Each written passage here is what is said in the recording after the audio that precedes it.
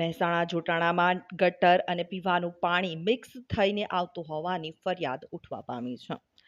ગોકુલનગર વિસ્તારમાં દૂષિત પાણીને લઈને સ્થાનિક લોકો પરેશાન થઈ ચૂક્યા છે. ત્યારે સ્થાનિક નાગરિકોએ તાલુકા વિકાસ અધિકારીને આવેદનપત્ર આપ્યું હતું. મહેસાણામાં નવા બનેલા જોટાણા તાલુકામાં વિકાસ હજુ પણ અધૂરો છે. સ્થાનિક નાગરિકોએ આ મામલે આવેદન આપી પ્રશ્નો ઉકેલવાની માંગ કરી છે. ત્યારે જોટાણામાં ગટર અને પીવાનું પાણીને લઈને સમસ્યા ઊભી થઈ હોય અને આ પાણી મિક્સ થઈને આવતું હોવાની ફરિયાદ હાલ ઉઠવા પામી છે. ગોકુલનગર વિસ્તારમાં દૂષિત પાણીને લઈને સ્થાનિકો પરેશાન થઈ ચૂક્યા છે. સ્થાનિક નાગરિકોએ તાલુકા વિકાસ અધિકારીને આ બાબતે આવેદનપત્ર આપ્યો છે. મહેસાણામાં નવા બનેલા જોટાણા તાલુકામાં વિકાસ હજુ પણ અધૂરો હોવાનું દેખાઈ રહ્યું છે.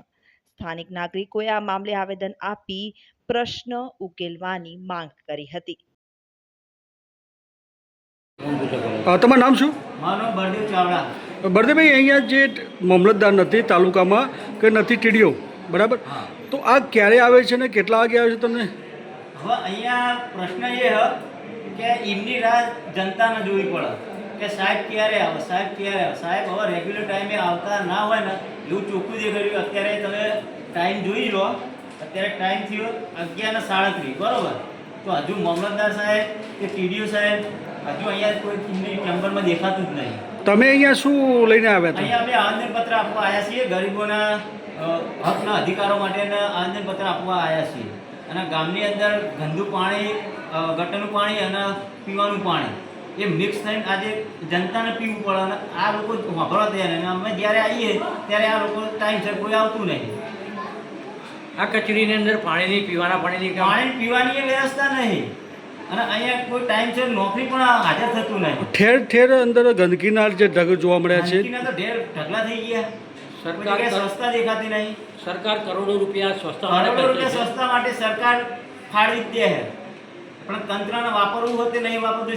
શું કરી રહ્યા છે સરકાર? આ જનતાના ટેક્સના પૈસા કોઈ સુવિધા જેવું લાગ્યું અત્યારે? તમને આ કચેરીમાં ગંદકી અને સ્વચ્છતા બાબતે કેવું અનુભવ થાય? અરે તમને ચોથી સ્વચ્છતા દેખાય? સરકાર આટલા રૂપિયા વાપરે, ચોથી સ્વચ્છતા દેખાણી? ત્યાં પાણીનું કુલર પણ નીચે બંધ જ છે. હવે પબ્લિક જાય તો ક્યાં જાય? અહીંયા કોઈ તાલુકા પંચાયતના કામથી કોઈ આવ્યું હોય તો એ જનતા પાણી ક્યાં પીવા જાય? અહીંયા જે આવકના દાખલા છે કે તેમજ કોઈ સરકારી કામકાજના દસ્તાવેજ માટે આવતું હોય તો કેટલા ગામની પબ્લિક અહીંયા આવી રહી છે? હવે અહીંયા 36 ગામનો તાલુકો, 36 ગામની પબ્લિક અહીંયા અવર જવર કરતી જ હોય તાલુકાની અંદર. એમના કોઈ પણ નાના મોટા કામ લઈને, કોઈ પ્રશ્નોને લઈને અહીંયા આવતા જ હોય. તો આ સરકારી બાબુઓ ટાઈમસર નહીં આવતા એ અત્યારે તમે ખુદ જોઈ રહ્યા હો. અત્યારે આપણે મામલતદાર સાહેબને કચેરી ચેમ્બરમાં ગયા તો એમને પણ હાજર નહીં. અત્યારે ટીડીઓ સાહેબની ચેમ્બરમાં આવ્યા, એમને પણ હાજર નહીં. તો કોઈકનો અધિકારી, જવાબદાર વ્યક્તિ હોવો જોઈએ હાજર, કે અહીંયા જનતા પોતાના પ્રશ્નો લઈને આવશે તો જવાબ કોણ આપશે? શનિ રવિ અને સોમવારનો શનિ રવિ અને સોમવારનો ઉઘડતો દિવસ છે અને એ દિવસે જો પણ અધિકારી હાજર ના હોય તો અરજદારી 2 દિવસની રજા હોવા છતાં ત્રીજા દિવસે એમને ટાઈમસર હાજર નહીં થતા. રિપોર્ટર તરુણ પ્રજાપતિ, લાઈવ 24 ન્યૂઝ, મહેસાણા.